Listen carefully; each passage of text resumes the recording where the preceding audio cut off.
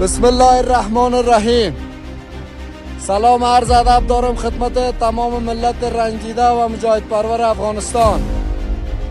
الیوم سه شنبه تاریخ 22 جوزای 1403 موقعیت کو پایه های هندوکش.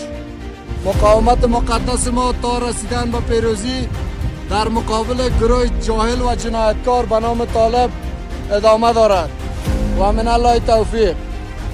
بسم الله الرحمن الرحیم. سلام عرض ادب دارم خدمت تمام ملت رنجیده و مجاهد پرور افغانستان.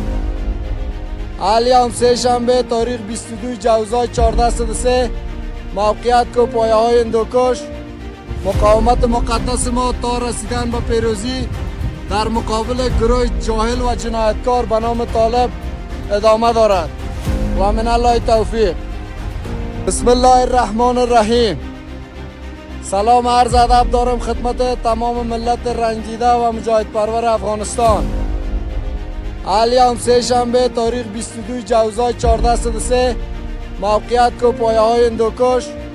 مقاومت مقدس ما تا رسیدن به پیروزی در مقابل گروه جاهل و جنایتکار به نام طالب ادامه دارد و من الله توفیق.